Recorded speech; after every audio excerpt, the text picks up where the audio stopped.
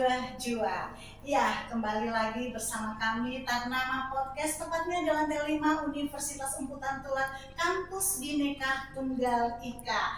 Dan kali ini sangat luar biasa kehadiran narasumber dari Tarnama Podcast. Dan kita ketahui bahwa yang paling penting ya, perhatian dan kepedulian Bapak Luhut Binsar Panjaitan dan keluarga membangun usaha pendidikan di Bonapasogit, yaitu SMA Unggul Del dan Institut Teknologi Del di Laguboti. Dan usaha pendidikan ini dikelola oleh Yayasan Del yang banyak mencetak banyak sumber daya manusia yang unggul, yang tidak membedakan status golongan, khususnya anak-anak Batak yang peduli dengan kemajuan Indonesia. Ya, obrolan kali ini terasa istimewa karena menghadirkan sosok Boru Batak yang dengan senyap namun konsisten merawat harapan melalui pendidikan di Bonapasogit. Selamat datang di Bonapasogit yang tentu kita ada di Tarnama Podcast saat ini. Terima kasih Ibu Intan Simanjuntak. Beliau adalah Ketua Yayasan Pengurus, Ketua Pengurus Yayasan Del yang hadir bersama kami pada pagi hari ini. Gimana Ibu? Apa kabar Bu Intan? Puji Tuhan baik, Bu Serafina. Waduh, ini senyap tapi ternyata ada sesuatu yang mungkin kita akan korek dan kita gali lebih dalam lagi. Mungkin Ibu akan bisa berbagi dengan pengalaman Ibu di Bonapasogit. Kegiatan Ibu saat ini apa Ibu? Saya mengurus Yayasan Del secara full time. Jadi kebetulan kantor pusatnya ada di Jakarta. Jadi memang berkantor di Jakarta, tapi hampir setiap bulan saya ke Laguboti untuk melihat sekolah-sekolah dan unit-unit kami yang ada di sana. Oh, jadi Ibu bolak-balik juga ya berarti ya? Sebulan sekali gitu? Minimal sebulan sekali, karena kalau tidak begitu kita tidak bisa tahu persis kondisi lapangan seperti apa. Waduh, luar biasa ini. Ya, kita ketahui ya bahwa Ibu Intan ini kan ketua pengurusan Yayasan Del yang membawa semangat pelayanan, ya, keteladanan dan tentu nilai Hamuraun, Hagabeon, Hasangapon dalam karya nyata. Dan jelas kita lihat banyak sekali sumber daya manusia yang unggul yang dicetak oleh Yayasan Del ini melalui SMA Unggul Del dan Institut Teknologi Del, dan banyak sekali sumber daya manusia yang membangun dan tentunya membuat Indonesia lebih baik ya. Nah, hari ini saya akan berbincang tentang pendidikan budaya dan bagaimana nilai-nilai lokal yang dapat menjadi kekuatan dan membangun generasi muda saat ini. Ibu, salah satu khas Yayasan Del yang membedakan yayasan ini dengan yayasan lain apa sih Bu? Mungkin pertama adalah lokasi, gitu. Karena memang lokasi ini dulu itu dipilih sejarahnya adalah karena Bapak LBP, Bapak Luhut waktu itu ingin agar anak-anak yang berasal dari kampung halamannya sendiri ikut bisa merasakan pendidikan yang sama berkualitas yang baik ada di Jawa maupun di kota-kota besar. Jadi yang pertama memang adalah lokasi yang ada di kampung sebenarnya. Jadi pada 2001, 25 tahun yang lalu itu semuanya itu adalah bentuknya sawah gitu. Dan sekarang sudah sangat ramai sekali. Bahkan kalau kita bercanda di sana sudah ada mall, padahal sebenarnya itu adalah Indomaret gitu. Tapi pada 20 tahun yang lalu itu tidak terbayang akan menjadi seramai itu. Mungkin yang kedua juga karena kita masih sangat karena memang 90% lah ya, 90-95% itu adalah orang-orang Batak gitu ya. Jadi secara budaya tuh kita masih sangat melekat sekali dengan budaya Batak, walaupun kita tetap berusaha nasionalisme itu tetap harus di atas budaya Batak gitu. Kita tetap orang Indonesia. Artinya budaya Batak ini selalu ditanamkan oleh mahasiswa dan siswa di sana ya. Karena secara nilai kan memang banyak sekali nilai-nilai lokal yang kita bisa pertahankan gitu. Dan dulu saya ingat sekali Bapak tuh salah satu motonya adalah think globally, act locally gitu. Jadi sebagai warga yang global, warga dunia, tapi tetap harus melihat ke daerahnya gitu. Karena salah satu tujuan sebenarnya adalah untuk memajukan daerah Toba juga gitu. Tidak hanya memajukan anak-anak Toba, tapi juga memajukan daerah Toba. Iya. Artinya di Toba ini lagu Boti ini ya yang paling tersorot ya itu karena SMA Unggul Del lagu Boti dan Institut Teknologi Del. Iya, kebetulan karena memang lokasinya dua-duanya ada di situ. Tapi kalau boleh saya berbagi informasi, ini sejak tahun 2018-2019 Bapak itu memprakarsai ada pembangunan riset center di Humbang Kasudutan gitu. Jadi kita sudah menyeberang ke kabupaten tetangga sebenarnya. Dan di situ dalam waktu 1 tahun ini kita akan ada ekstensi dari kampus ITDEL yang fungsinya nanti mereka akan menjadi akan mendukung kegiatan-kegiatan penelitian yang ada di riset center. Jadi saat ini tidak hanya lagu Boti, tapi kami juga ada di Polung namanya, Polung di Humbang Kasudutan. Sekolah dan institut ini berbasis riset ya, riset ya. Wah, ini kan Ibu Intan Simanjuntak selaku Ketua Pengurus Yayasan Del ini menjalankan amanah ini tentu dengan bertanggung jawab ya, dan kami melihat juga dari beberapa informasi bahwa Ibu sangat memberikan kedisiplinan ya, kemudian ketegasan di dalam setiap staf-staf yang ada di lingkungan Yayasan Del ya. Nanti kita bisa dapat informasi bagaimana sih tipsnya supaya kita bisa menjadi sumber daya manusia yang memang benar-benar unggul gitu loh Bu ya. Nah, salah satu misi dari Yayasan Del ini adalah mengoptimalkan kualitas manusia Indonesia melalui pendidikan, sosial dan pemberdayaan masyarakat. Nah, dari daerah yang tertinggal, apakah pernah memberikan kegiatan-kegiatan sosial itu? Sebenarnya kalau boleh saya sebenarnya kalau 25 tahun yang lalu lagu Boti itu kan bisa dibilang sebagai daerah tertinggal gitu ya. Cuman sebenarnya sekarang sudah tidak bisa kita anggap sebagai daerah tertinggal gitu ya. Jadi itu sudah ramai karena memang adanya SMA Unggul dan Institut Teknologi Del yang kebetulan ada di situ. Nah, kalau misalnya untuk daerah-daerah tertinggal sih mungkin salah satu contoh adalah di bawahnya Yayasan Del itu kita punya ada yang fokus kepada budaya yaitu Toba Tenun. Nah, Toba Tenun ini dia banyak bekerja sama dengan penenun-penenun lokal yang ada di beberapa kabupaten di sekitar Toba. Nah, di situ mungkin yang mereka terlibat langsung dalam pemberdayaan penenun-penenun ini gitu ya. Jadi mungkin kalau dari segi sosial seperti itu, tapi juga kegiatan-kegiatan sekolah anak-anak seperti SMA Unggul tuh mereka ada kayak kemarin itu ada immersion program di mana mereka tinggal di rumah-rumah penduduk, kemudian datang mengunjungi, sebenarnya kayak mengunjungi gereja, panti asuhan dan lain-lain, itu banyak kita lakukan sih.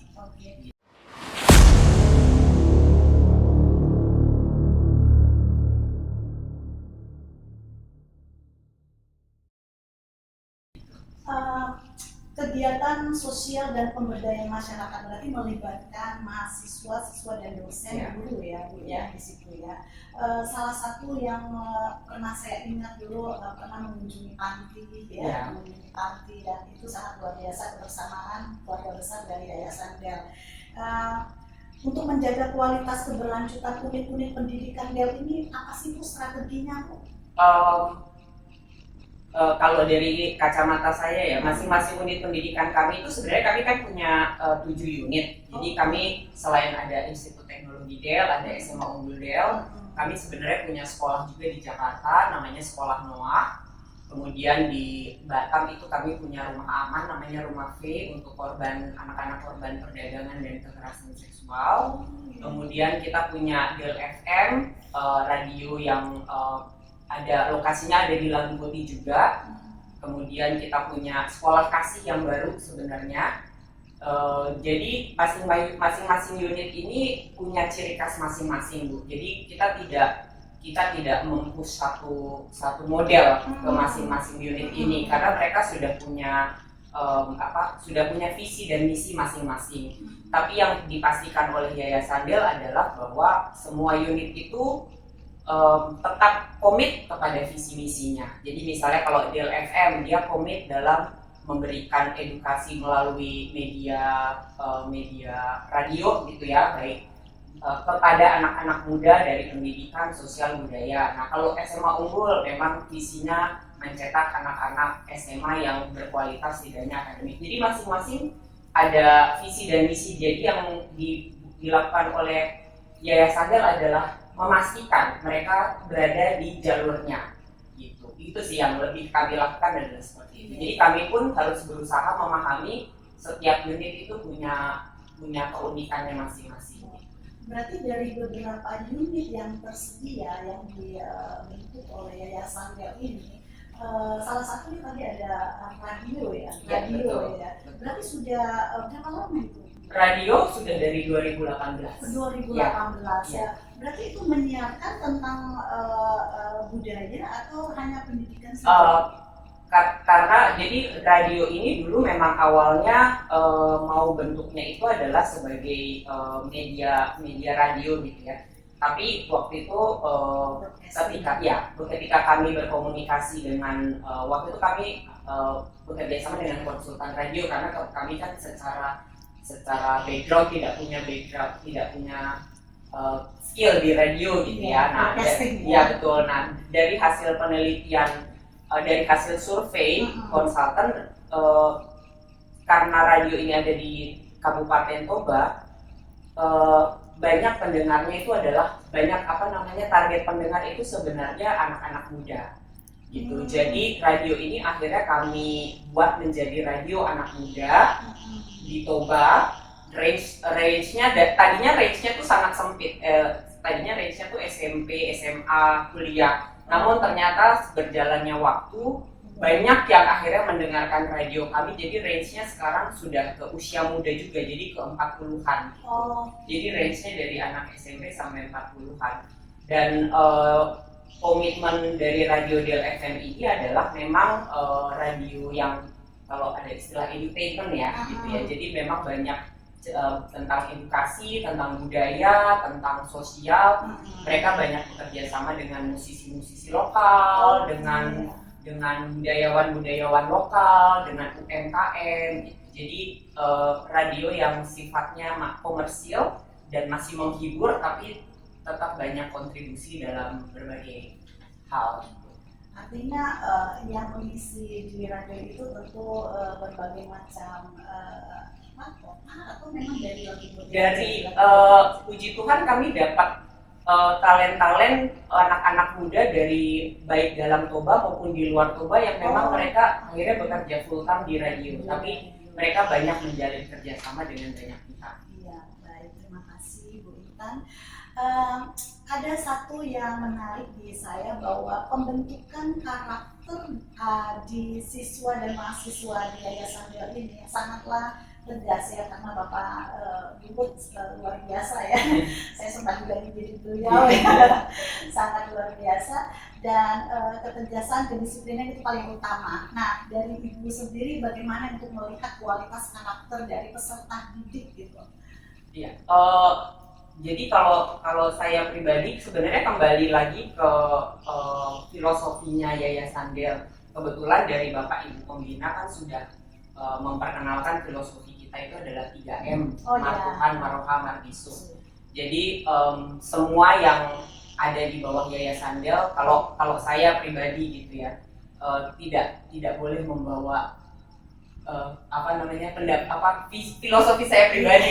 Ketika kita masuk ke dalam organisasi, ya filosofinya harus kita ikutin, Martuhan, Maroha, Marbisu. Jadi itu yang di sekolah-sekolah dan unit-unit kami semuanya baik dari dosen, guru, staf, murid, itu semua harus paham filosofinya itu Martuhan, Maroha, Marbisu. Jadi bagaimana pembinaan karakternya semua bersumber ke situ. Tadi itu 3M ya, Martuhan, Maroha, Marbisu. Jadi itu adalah praktik dari pendidikan sehari-hari yang dilakukan oleh Del di sana ya. Dan memang terbentuk sih ya. Dan lulusan-lulusan di sana juga dulu angkatan yang pertama luar biasa, masih menjalin hubungan komunikasi juga sama saya, dan sudah berhasil rata-rata semuanya dan bekerja dan ditampung juga di luar dan di dalam ya. Dan pemerintah juga banyak menerima loh Iya. Luar biasa ini ya. Salam sehat buat anak-anakku. Ya. Nah, kita ketahui ini kan saat ini sedang maraknya tentang bencana alam juga ya, bencana alam.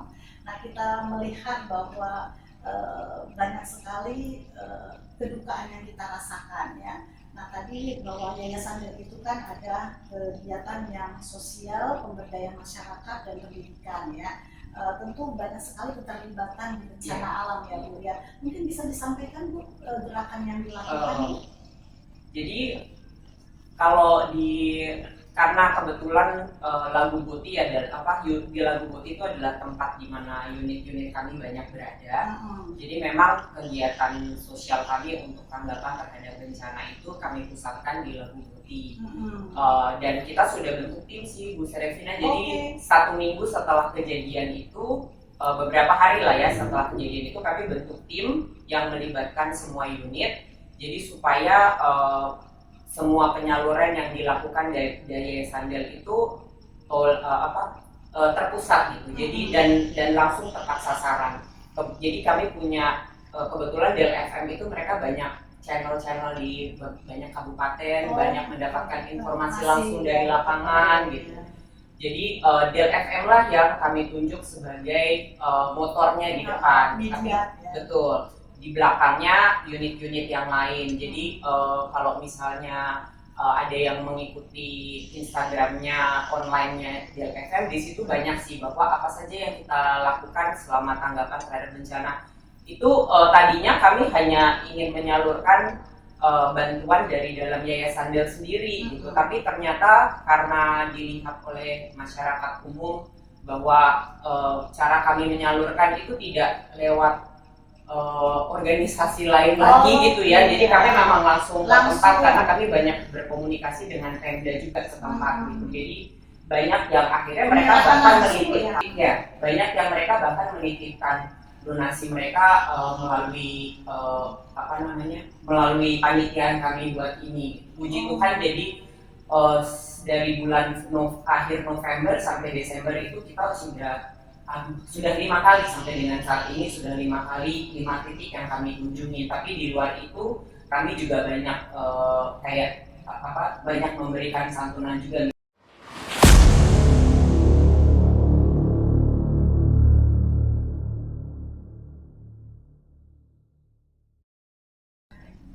Tapi sekarang sudah teratasi ya. Siswanya sudah. Tapi ini kita programnya, karena kan itu kan kemarin kan kalau dari kami melihatnya kemarin itu baru respon gitu ya. Nah ini sekarang kan ada masuk tahap recovery, karena kan kalau namanya bencana kami nggak mau mikirin hanya di depan aja gitu. Nah nanti ini jadi kami masih terus bergerak sih sampai beberapa bulan ke depan gitu, untuk ikut bisa membantu dari tahap recovery juga. Iya, baik. Nah Bu, ini apa nih harapan Ibu 10 sampai 20 tahun Yayasan Del? Tentu sudah punya planning apa nih buat Yayasan Del? Belum tahu wujud nih. Jadi kalau dari kami beberapa tahun terakhir ini, kami bikin tema Bu setiap tahun. Setiap tahun? Ya, setiap tahun kami bikin tema. Temanya itu kami buat untuk 1 sampai 2 tahun ke depan lah gitu ya. Jadi tema kami sekitar 3 tahun lalu ya, 3 tahun lalu itu temanya bergerak maju. Karena kami sudah tahu kondisi kami sekarang apa, nah majunya mau gimana. Tinggal sekarang harus bisa lebih maju daripada yang sebelumnya. Kemudian habis itu kami punya tema menjangkau lebih luas. Karena kami sekarang sudah masuk ke kabupaten yang lain, tadi Pembangunan Sundukan, nah kami mau lebih berimpact tidak hanya di daerah Toba saja gitu. Nah ini sekarang kami mau mengambil tema lagi menjadi agen perubahan. Walaupun sebenarnya agen perubahan ini sudah dari awal dari awal Yayasan Del berdiri itu salah satu moto kami adalah menjadi agen perubahan, karena Bapak Ibu Pembina itu selalu bilang sih kamu harus menjadi agent of change dimanapun berada gitu. Nah ini yang kami mau terapkan lagi, kami mau angkat lagi sebagai tema 25 tahun Yayasan Del gitu. Karena tahun ini kebetulan kami 25 tahun. Nah berarti tentunya 10-20 tahun ke depan sih sebenarnya harapan kalau saya pribadi gitu ya, paling tidak harus lebih baik daripada saat ini gitu. Jadi tidak usah terlalu melesat, selangkah lebih maju. Selangkah satu step aja kalau menurut saya itu sudah achievement. Nah, kenapa saya minta tanggapan dari Ibu? Karena memang siapa tahu ini menjadi manfaat juga buat kami ya. Yayasan Budi Murni Jakarta ini, Universitas Emputan Tular ini di bawah naungan Yayasan Budi Murni Jakarta, dan memang menaungi beberapa sekolah-sekolah juga. Ya, salah satunya Budi Murni ya, Budi Murni. Nah, mungkin nanti bisa kita berkolaborasi Bu dalam kegiatan-kegiatan pelatihan masyarakat mungkin ya, dan siapa tahu juga bisa menjadikan salah satu beasiswa ya, dan kalau sudah lolos saring gitu ya, ada saringan juga kan Bu ya. Yeah. Siapa tahu di antara anak-anak kami dari Budi Murni, sekolah Budi Murni, ada satu atau dua yang bisa tersaring untuk kuliah di DL, dan harapan kami juga ini menjadi sambutan baik ya buat Bapak Budi dan tentu Bapak MVP dan Ibu Devi. Terima kasih. Dan ini mungkin sudah pertanyaan yang terakhir dari saya ya Bu ya. Apa pesan reflektif Ibu bagi para pendidik, orang tua dan pemangku kebijakan? Nah, ini tentang arti pendidikan yang sesungguhnya. Karena Ibu memang bergelut di bidang pendidikan ya. Oke. Saya sebenarnya bukan expert pendidikan, cuma kebetulan memang yayasannya mengelola pendidikan gitu ya. Tapi kalau menurut saya pendidikan itu kembali ke pembentukan karakter gitu ya.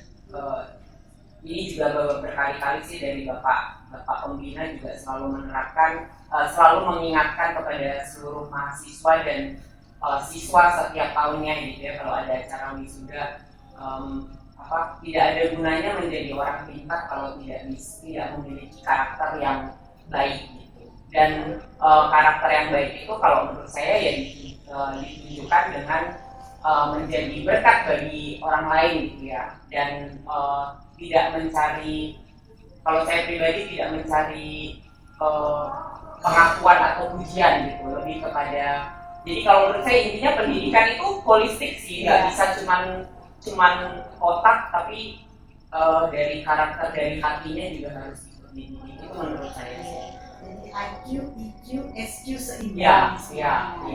Luar biasa ya.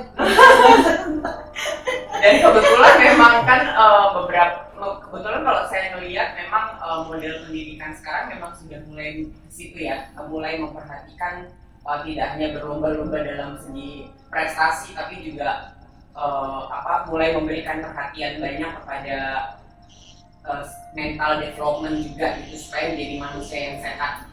Iya, luar biasa. Bisa-bisa diundang lagi ya Bu. Oke, baik, terima kasih banyak kepada Ibu Intan Simanjuntak atas waktu, cerita dan nilai yang berharga buat kami semua di sini dari Tarnama Podcast. Dan obrolan kali ini memang sangat masuk di dunia pendidikan, karena khususnya anak-anak didik kami juga harus dapat support, dapat motivasi ya, dan dapat semangat dari orang-orang penting seperti Ibu Intan. Semoga apa yang dibagikan hari ini menjadi inspirasi bagi kita semua. Sampai jumpa di episode berikutnya. Terima kasih.